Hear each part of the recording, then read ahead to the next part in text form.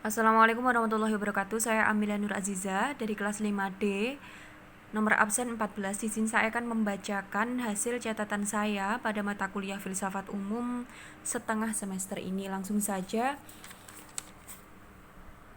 kita awali dengan dua kekuatan yang mewarnai dunia. Sebenarnya dunia ini diwarnai oleh dua kekuatan, yakni pertama ada agama dan yang kedua yakni filsafat. Untuk agama sendiri yakni sebuah kepercayaan atau peraturan dari Tuhan kepada hambanya. Dan untuk filsafat sendiri itu berasal dari dua kata, yakni philo yang berarti cinta dan sophia yang berarti pandai atau bijak. Jadi jika bisa ditarik secara bahasa, pengertian dari filsafat sendiri adalah keinginan yang mendalam untuk menjadi bijak atau mendapatkan kebijakan, atau jika in short word kita bisa menyebut filsafat itu sebagai berpikir secara mendalam terkait sesuatu, jadi atau bahasa Jawanya mikir jero gitu ya. Untuk pengertian filsafat ini sangat banyak ya, jadi berkembang dari masa ke masa karena memang tokoh-tokoh filsuf itu dari masa ke masa itu semakin berkembang pemikirannya, sehingga pengertian filsafat juga semakin berkembang karena seperti kita ketahui setiap tokoh memiliki lingkungan dan background yang berbeda-beda sehingga menghasilkan sebuah pengertian yang berbeda-beda pula.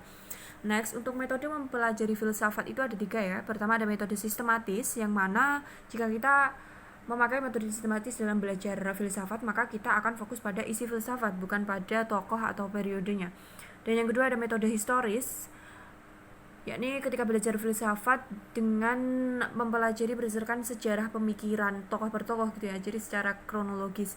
Dan yang terakhir ada metode kritis, ini untuk pelajar tingkat atas, mahasiswa seperti itu, karena tidak hanya memahami isi daripada filsafat, daripada argumen-argumen filsuf, tapi juga melangkah ke langkah selanjutnya, yaitu mengkritisinya.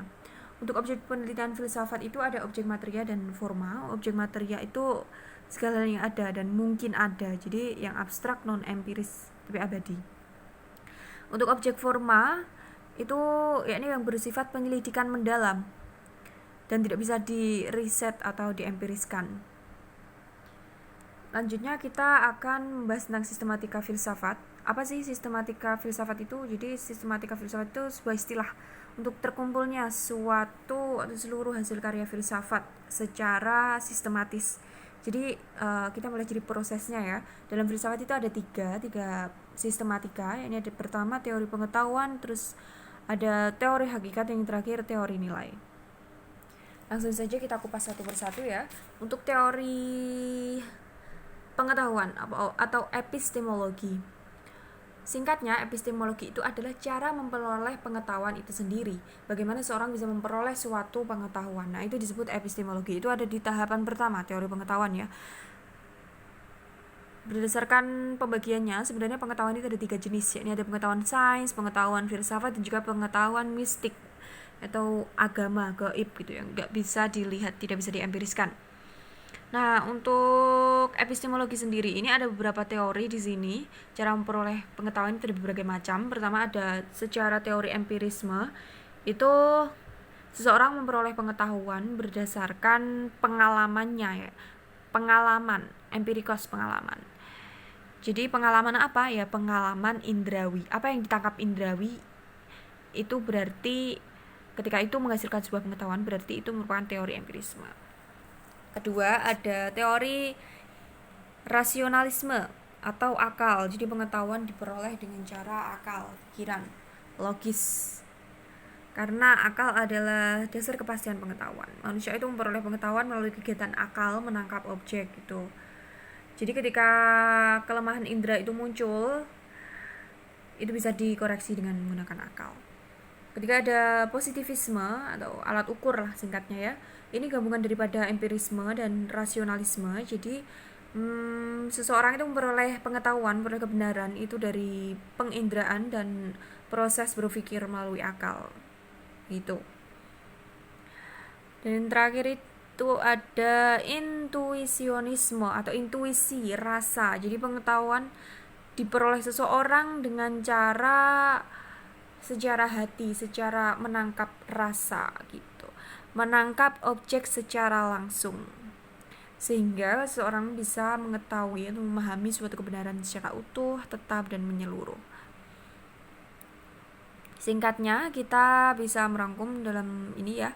Epistemologi itu terbagi menjadi 3. Jadi seorang bisa memperoleh pengalaman itu, pengetahuan itu dibagi menjadi 3. Pertama ada dengan cara sains, yang bisa diempiriskan itu berarti cara sains. Ada dengan cara filsafat menggunakan logika, menggunakan akal, dan yang terakhir ada cara latihan rasa atau intuisi, kasyaf ya. Itu latihannya dengan ya mengasah hati dengan cara mensucikan hati. Lanjut. Tahap kedua ada teori ontologi. Ontologi itu apa sih? Itu tahap kedua ya. Jadi teori hakikat. Setelah seseorang memperoleh sebuah pengetahuan, maka seorang itu mulai mencari deh apa hakikat atau isi dari pengetahuan itu sendiri. Nah, ini membicarakan hakikat sesuatu. Jadi ontologi itu seperti itu. Ada beberapa teori juga di ontologi ini. Pertama ada materialisme atau naturalisme, yang mana berpendapat bahwasanya hakikat dari suatu benda itu adalah yang materinya itu sendiri. Jadi keberadaan benda itu sendiri itu ya hakikat dari benda, dan keberadaan yang lain itu muncul dari benda itu. Jadi ada pokok satu yakni benda, terus yang lain itu ya merupakan dari benda itu tadi. Yang kedua ada idealisme, yang mana berpendapat bahwasanya hakikat benda itu adalah rohani ya. Jadi ini imaterial. Kayak jiwa, spirit, dan lain-lain motivasi yang ada di jiwa itu merupakan hakikat dari sebuah pengetahuan. Dan yang ketiga ada dualisme, yang berpendapat bahwasanya hakikat benda itu ya material dan imaterial, gabungan ya dua. Bisa dari benda itu sendiri atau bisa dari kandungan benda atau sesuatu yang bersifat tidak bisa dilihat secara kasat mata, imaterial ya. Yang keempat ada skeptisisme, yang mana berpendapat bahwasanya diragukan apakah manusia itu sebenarnya mampu mengetahui hakikat suatu benda, suatu pengetahuan atau tidak. Gitu. Jadi mungkin aja bisa, mungkin aja juga tidak. Ada juga agnostisisme. Unknown atau manusia itu sebenarnya tidak dapat mengetahui hakikat daripada sebuah benda. Macam-macam filsafat itu ada banyak ya berdasarkan objeknya sendiri itu. Kalau kita bahas semuanya nggak cukup, tapi kita akan cuplik beberapa saja. Di sini ada kosmologi, itu ketika kita memfilsafati atau berpikir mendalam terkait alam semesta itu, maka kita ke filsafat kosmologi. Kalau kita berpikir tentang ketuhanan, itu apa? Teologi namanya. Ada juga filsafat agama, filsafat hukum, filsafat pendidikan, dan lain sebagainya. Cabang filsafat ada 2. Ya, cabang filsafat itu ada 1 ya. Pertama ada logika,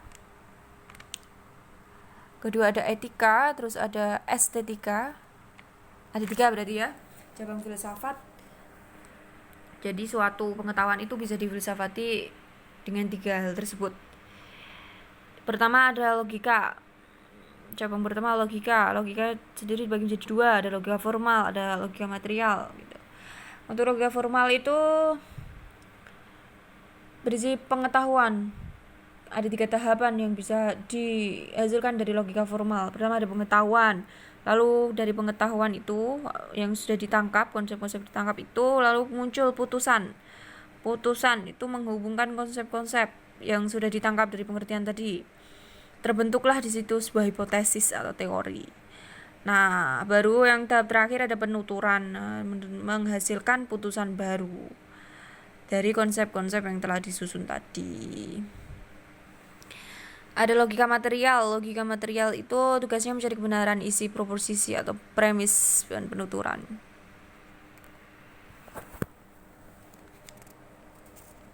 Mengapa kok di sini logika itu menjadi cabang filsafat? Karena logika itu ya itu user manual atau inti pokok bagi akal sehat itu ya logika itu.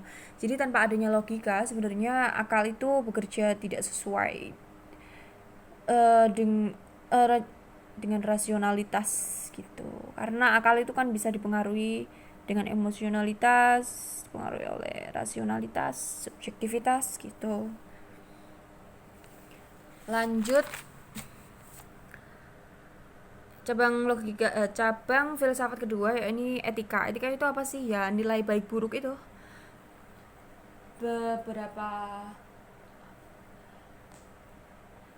Beberapa filsuf pasti akan memiliki pandangan tersendiri terkait etika dari sesuatu, nilai baik buruk sesuatu. Seperti contohnya ya, kalau menurut Islam baik buruk itu ditentukan oleh apa ya, ditentukan oleh Tuhan. Kalau menurut hedonisme baik buruk itu ditentukan ya seberapa puas seseorang. Kalau puas berarti ya baik, kalau nggak puas berarti ya buruk gitu.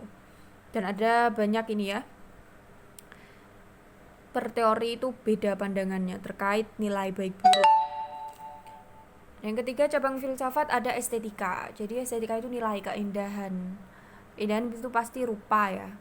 Tapi tidak semua filsuf, tidak semua teori itu mengemukakan, berargumen estetikanya itu selalu yang bisa dilihat. Ketika kita sudah berhubungan dengan sesuatu yang tidak bisa dilihat, agama, sesuatu yang gaib, maka estetikanya pun akan tidak sama.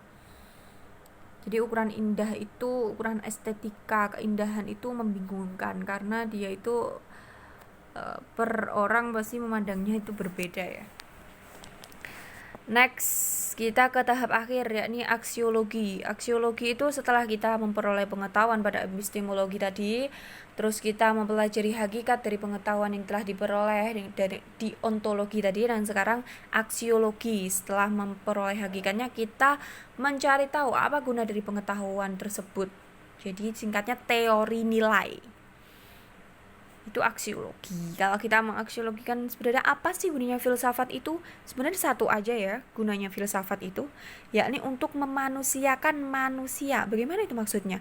Nah, ketika manusia itu sudah mampu menjadi manusia sejati, mampu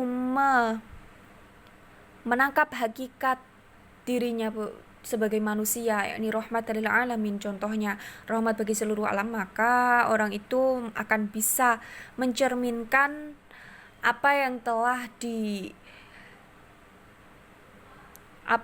diketahuinya itu dari pengetahuan itu ke kehidupan sehari-harinya. Sifatnya pun akan sangat menjadi sangat baik, entah kepada sesama manusia atau Tuhan.